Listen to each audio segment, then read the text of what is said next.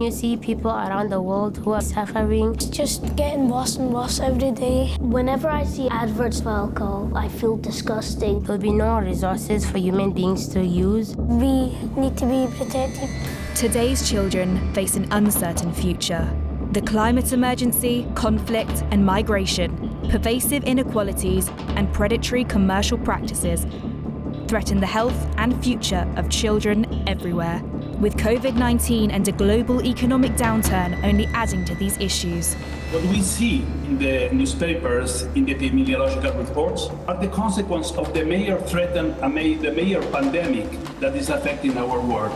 This pandemic is called inequity, it is called social injustice and social exclusion. No country is providing the conditions needed for children to flourish. Strong leadership is needed across communities, governments and countries, as is listening to children and involving them in the decision-making process. It's the children who are going to say, but this is what I need, this is what we want, and this is what the future of humanity needs. It's a 1.8 billion constituency. It's their future. 1.8 billion people and their parents. That's a lot of votes. With bold action, we can and will make sure children have a future. We really need brave politicians. This is a big transition. It's not easy, it's difficult. And we need voters who will vote for politicians who care and who listen to the science and the evidence.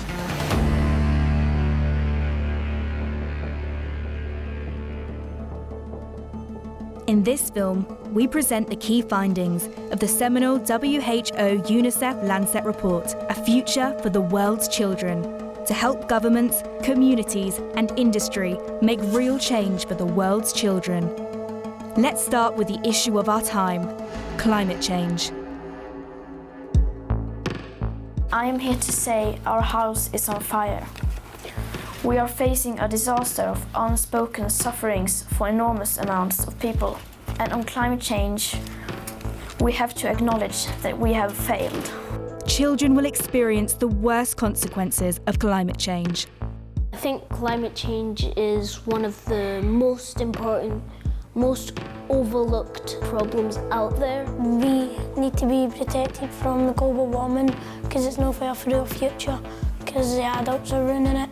A lot of people pollute, especially in the seas. They don't like to clean the environment. They cut off too much trees. I mean, when we watch the news, sometimes it will show like all the ice melting. It makes me feel sad and worried that other kids who are younger than me, they won't get a chance to have a perfect childhood. This is the air we breathe. We should take care of it.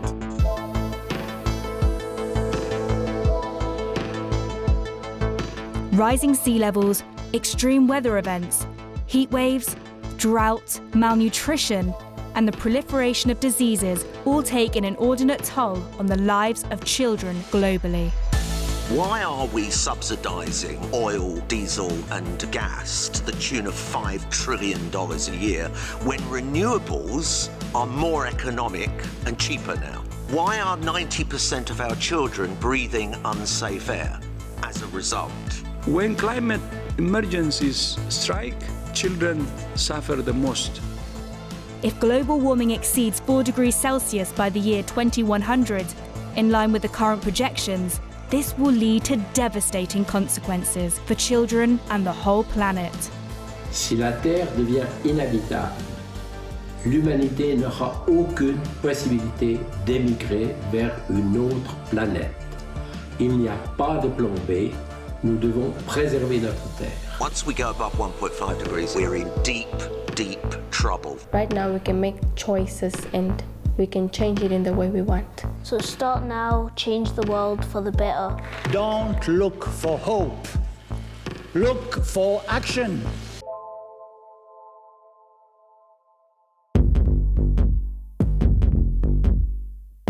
Children are seeing tens of thousands of adverts a year on billboards and TV, at sports matches and on their phones. Why are our children in many emerging economies able to identify 1 or 2 cigarette brands at the age of 5 or 6? Why do children in the United States and elsewhere see 4 to 5 alcohol ads per day?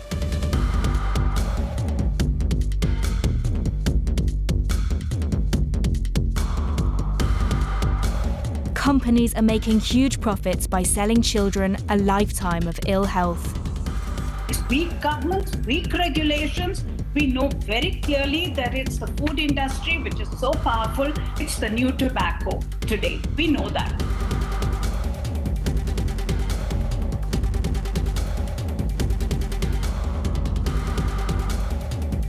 Companies target children using powerful algorithms and social media kidfluencers to promote unhealthy products.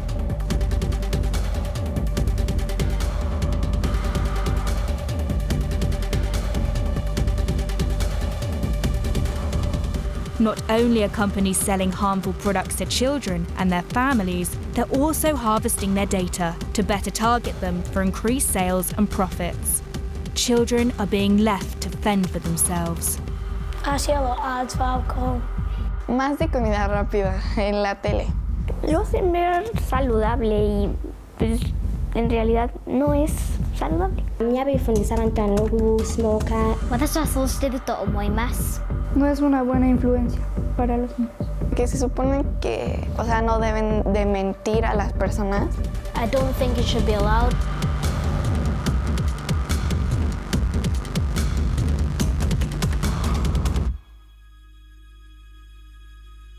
Some countries are already taking action to protect children.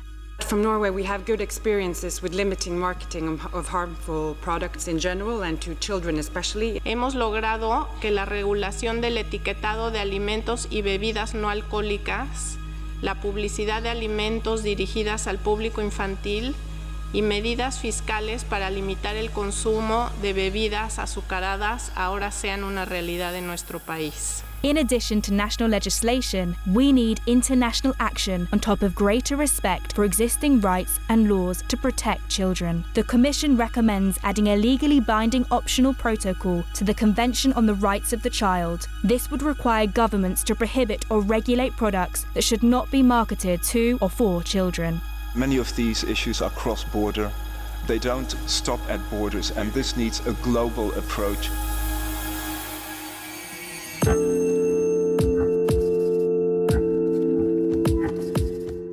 Childhood is a window of opportunity to make huge improvements in a person's life. Evidence shows that a healthy childhood improves physical and cognitive capacities, with benefits throughout the person's entire life.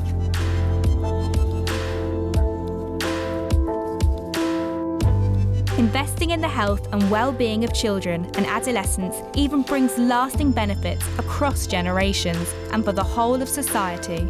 Healthy, cared-for children with good educations grow into adults who are better equipped to raise their own children and contribute to society for the greater good. And it's cost-effective. Intervening early also costs less than compensating with corrective interventions at later ages.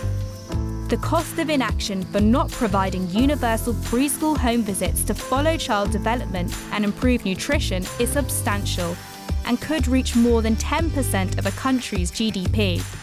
The evidence is clear. The ethical, practical, and economic case for investing in health and development of children and adolescents is irrefutable, and it's the right thing to do.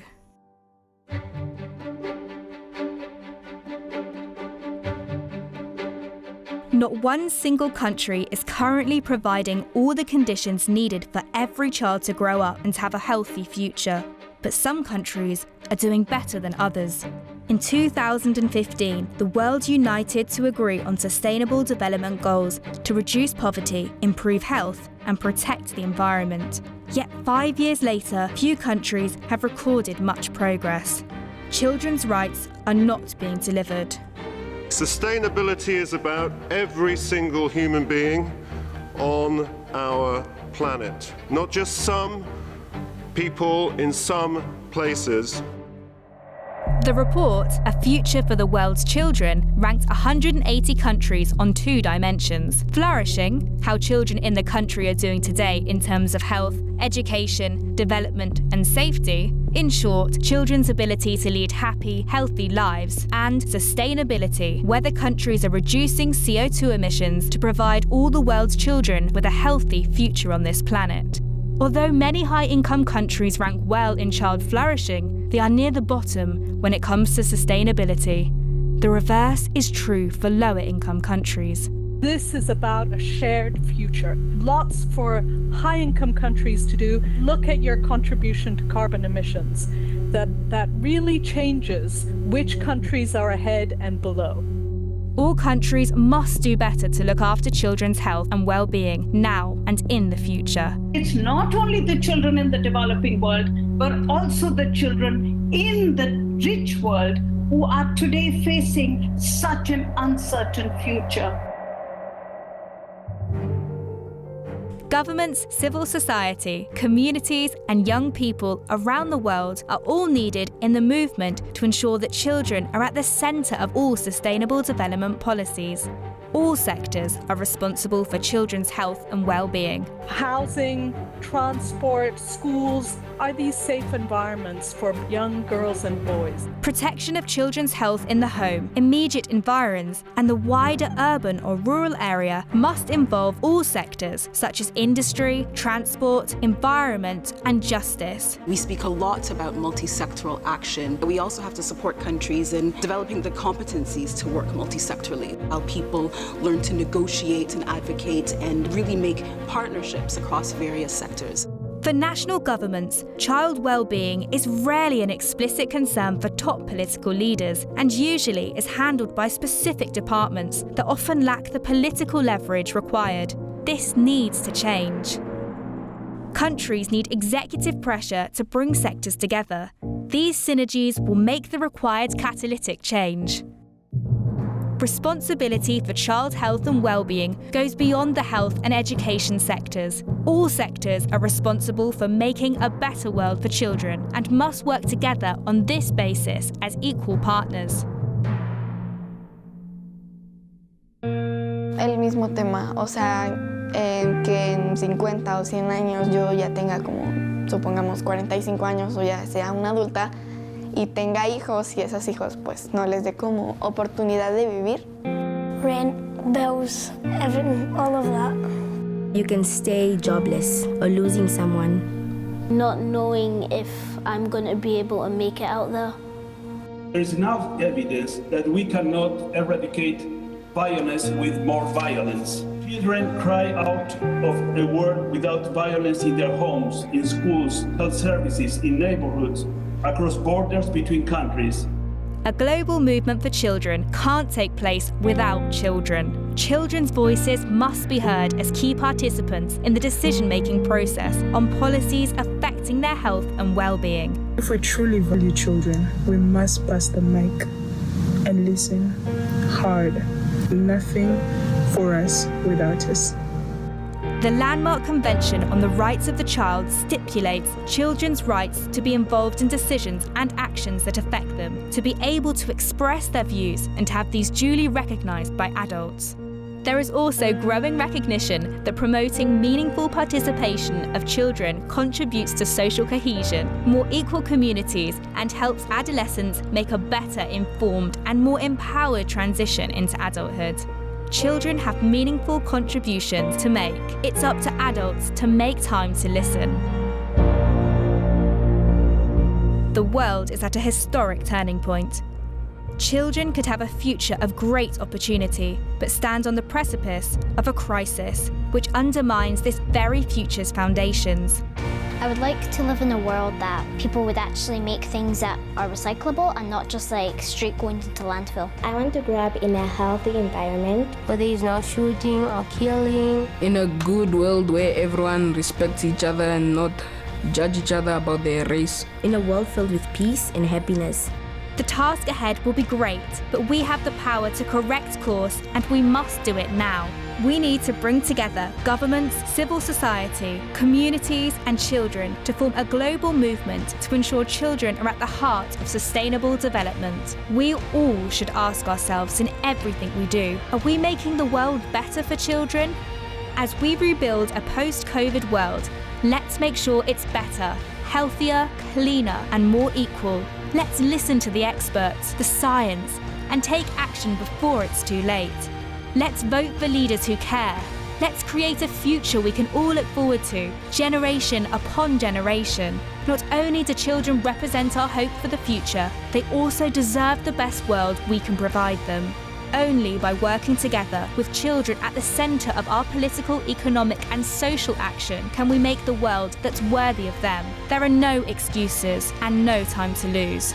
I cannot think of any more important human face than the face of a child who's going to inherit this world.